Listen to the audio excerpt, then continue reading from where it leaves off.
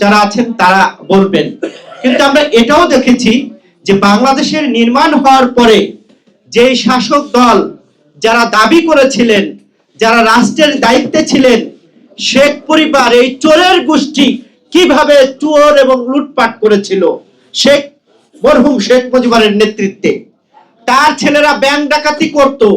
তার এই মরহুম শেখ মুজিবের নেতৃত্বে তৎকালীন প্রথম গুম হয়েছিল জহির রায়হান এবং তৎকালীন প্রথম ক্রস ফায়ার দেওয়া হয়েছিল সিরাজ শিকদারকে। এখানে যারা জাতীয় নেতৃবৃন্দ আছেন তারাই ভালো জানেন।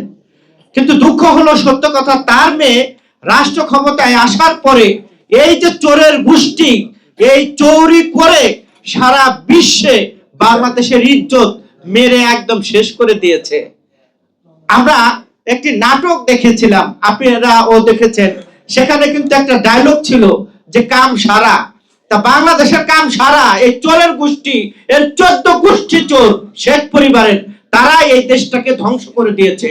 কাজেই আজকে আপনি দেখেছেন যে লন্ডনে সেই ব্রিটিশ এমপি টিউলিপকে নিয়ে কিভাবে আন্তর্জাতিক মিডিয়াতে বলছে এবং বাংলাদেশের ইজ্জত কিন্তু শেষ। মজার ব্যাপার হলো, আমাদের প্রতিবেশী দেশ তারা যাদেরকে ভয় পেতেন শেখ হাসিনার ঘাড়ে বন্দুক রেখে তাদেরকে তারা ফাঁসির মঞ্চে ঝুলিয়েছেন।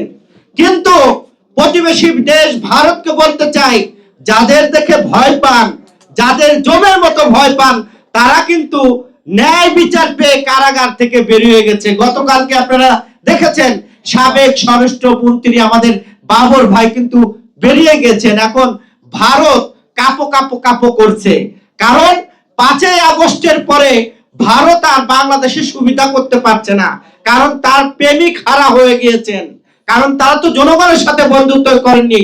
গতকালকে দেখলাম বাংলাদেশের বিজেপি, আমার বিজেপি ভাইরা সেই কুষ্টিয়ার সীমান্তে 5 কিলো জমি বেদখল ছিল, সেটাও দখল মুক্ত করেছে।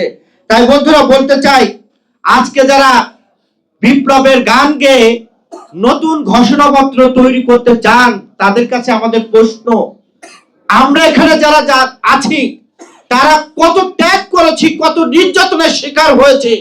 আমরা যারা জাতীয় রাজনীতির সাথে সম্পৃক্ত ঢাকায় থাকি, কিন্তু আমাদের পরিবার, অনেকের পরিবার কিন্তু গ্রামে থাকে। সেই অসহায় মা, অসহায় বোন, অসহায় ভাইদেরকে রাতের অন্ধকারে এই শেখ হাসিনার পুলিশ বাহিনী কিভাবে নির্যাতন নিপীড়ন করেছে, সেই গল্প কাহিনী হয়তোবা আমরা অনেকেই ভুলে যাচ্ছি।